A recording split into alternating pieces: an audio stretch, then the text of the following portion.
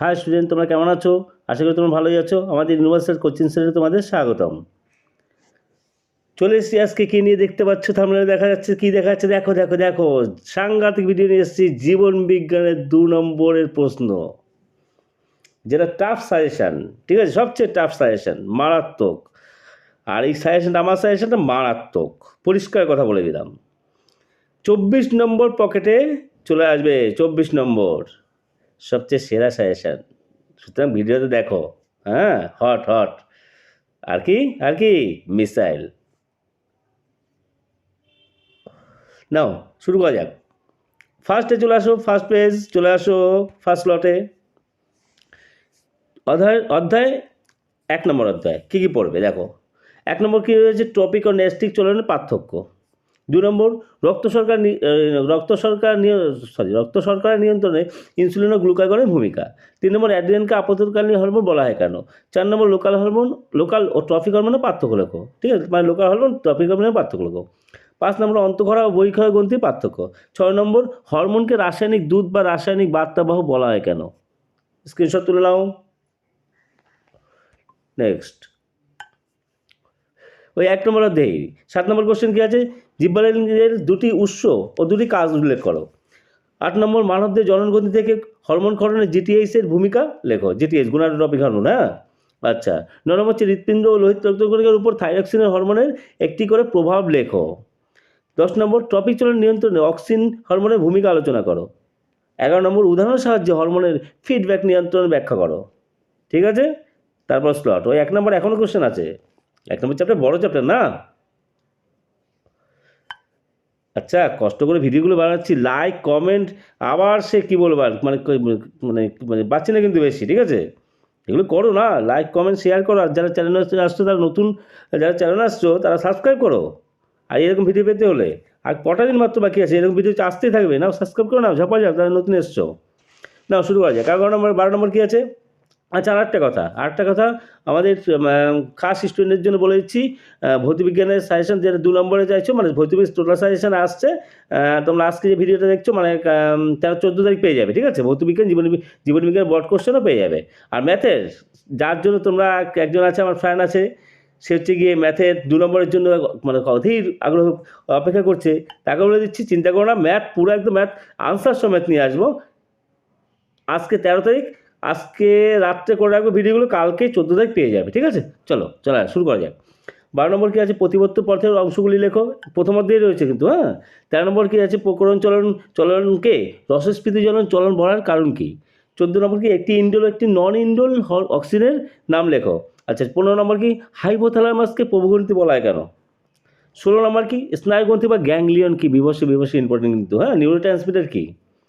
আচ্ছা, 17 নম্বর মেনিনজিস কয়টি স্তরে গঠিত? 18 নম্বর নিউরো হরমোন কি? আর সিএসএফ এর কাজ লেখো। নিউরো হরমোন কি? সিএসএফ এর কাজ লেখো। আচ্ছা, 19 নম্বর কি? দর্শন আইরিসের গুরুত্ব উল্লেখ করো। 20 নম্বর কেন্দ্রীয় স্নায়ুতন্ত্র প্রান্তীয় স্নায়ুতন্ত্রের মধ্যে স্নায়ুতন্ত্রের অংশগুলি লেখো।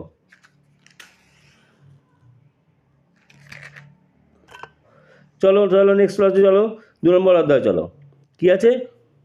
1 নম্বর কোষ চক্রের আলোচনা করো। 2 নম্বর মিওসিসকে কেন রাজ বিভাজন বলা হয়? মিওসিসকে রাজ বিভাজন, আর মাইটোসিস কি স্বদেশ বিভাজন। ঠিক আছে, আচ্ছা চলো, এটা 3 নম্বর কি আছে?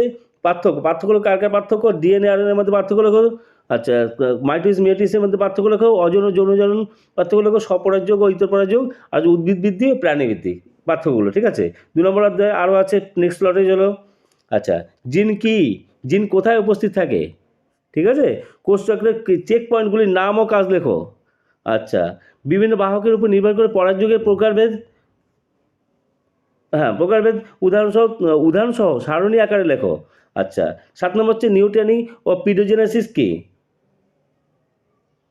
8 নম্বর হচ্ছে বৃদ্ধির দশাগুলি লেখো। 9 নম্বর হচ্ছে মাইটোসিস কোষ বিভাজনকে স্বদেশ বিভাজন বলা হয় কেন? আচ্ছা, 10 নম্বর হচ্ছে মাইক্রো প্রপাগেশনের সংজ্ঞা লেখো। হলো, নেক্সট চলো অধ্যায় 3-তে আসো। ভিতরে আঁকিবুকি করছি না, ঠিক আছে, তোমরা স্ক্রিনশট তুলে নাও। হ্যাঁ, স্ক্রিনশট করে পিডিএফ করে এক জায়গায় রেখে দাও, তোমাদের সুবিধা হবে। ঠিক আছে, আচ্ছা 1 নম্বর কী আছে? ফিনোটাইপ আর জিনোটাইপের পার্থক্য লেখো।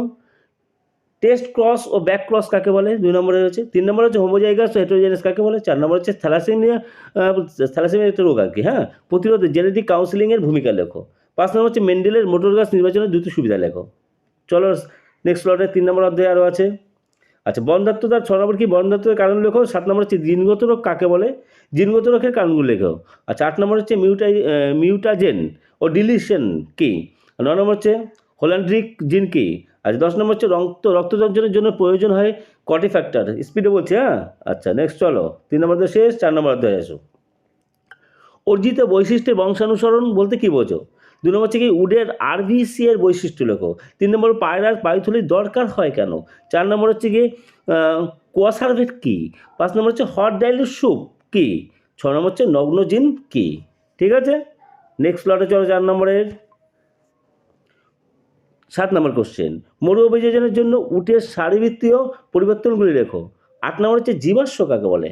9 নম্বর হচ্ছে খাদ্যের সন্ধান ও অবস্থান জানানোর জন্য মৌমাছিরা কী কী নাচ প্রদর্শন করে।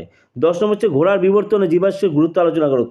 আমি দিচ্ছি কিন্তু সবচেয়ে কম কোশ্চেন।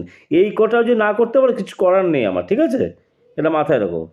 আচ্ছা, এবার তো নেক্সট চ্যাপ্টার চলো, অধ্যায় 5 কী আছে। 1 নম্বর হচ্ছে নাইট্রোজেন চক্র কাকে বলে। 2 নম্বর হচ্ছে সিওডি ও বিওডি কী। 3 নম্বর হচ্ছে অ্যাজমা ও হাঁপানি উপসর্গগুলো লেখো। 4 নম্বর হচ্ছে নাইট্রোফিকেশন কাকে বলে।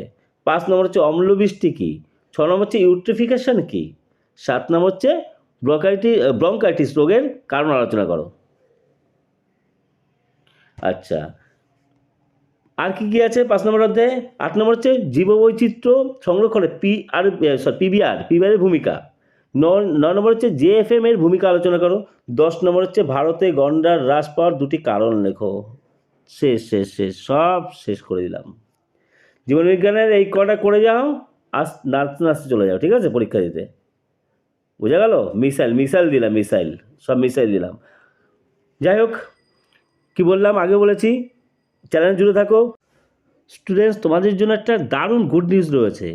যারা ম্যাথে চিন্তা করছো যে পাস করতে পারবো না, তারা শুধু আমাদের চ্যানেলের ভিডিওগুলো দেখে যাও, যেগুলো 14ই জানুয়ারি থেকে রিলিজ হচ্ছে।